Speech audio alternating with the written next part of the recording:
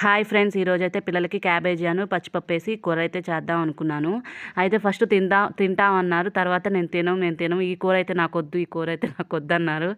సరేలే ఇంకెందుకులే అని ఇంకా వాళ్ళకైతే బంగాళదుంప ఫ్రై అయితే, పొటాటో ఫ్రై అయితే ఏం చేసి పంపించేశానండి. ఇంకా మాకైతే ఇంకా కర్రీకి అయితే ఇదైతే చేసేసుకున్నాము. ఇంకా పక్కనైతే రైస్ అయితే ఉడికేస్తుంది. ఇప్పుడు కర్రీ చూడండి, ఇట్లా అయితే ఉడికింది కదా.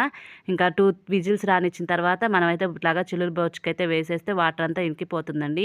ఇంకా కొద్దిగా వాటర్ అయితే ఇట్లా ఉన్నప్పుడు ఇట్లా మొత్తము మనం ప్రెస్ చేసుకున్నామా, లేదంటే ఆరిపోయిన తర్వాత పిండేసుకుంటే సాయంత్రం దాకా కూడా కర్రీ వాసన అనేది ఉండదనమాట. ఒకసారి ఇలా ట్రై చేయండి. పిల్లలకైతే పొటాటో ఫ్రై అయితే చేసి పెట్టేసి ఓట్స్ అయితే పాలల్లో అయితే వేసి ఇచ్చేసి స్కూల్కి అయితే పంపించేసామండి. ఇంకా చేసిన తర్వాత ఇంకా శుభ్రంగా అయితే వాటిని మొత్తం నీళ్ళైతే తీసేసానండి. పిండేసేసి ఎల్లిపాయలు అయితే వేస్తున్నాను, పచ్చికారం అయితే వేస్తున్నానండి. ఇలాగ ఒకసారి ట్రై చేయండి. కొద్దిగా అయితే ఆయిల్ వేసేసుకుంటున్నాను. దేంట్లో అయితే మనమైతే ఉడికిచ్చామో దాంట్లోకే కొద్దిగా ఆయిల్ తీసుకొని పోపు గింజలు అయితే వేసుకుంటున్నానండి. పోపు గింజలు వేసుకున్న తర్వాత మనం ఎల్లిపాయలు అయితే వేసుకోవాలి. నేను మర్చిపోయి పచ్చిమిర్చి అయితే వేసుకున్నాను, కానీ సూపర్గా వచ్చింది.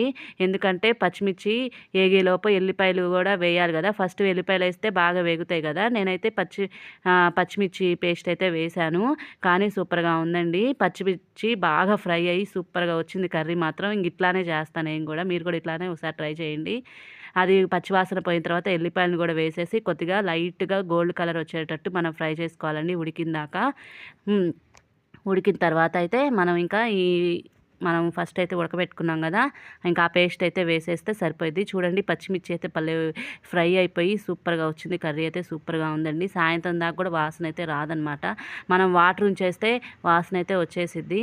ఇంకా ఇది అయితే ఇంత వేసేసి ఒక 2-3 మినిట్స్ అయితే మనము మగ్గబెట్టేసుకున్నామంటే స్లిమ్లో పెట్టేసి ఎక్సలెంట్గా ఉండిద్ది పచ్చడి అయితే.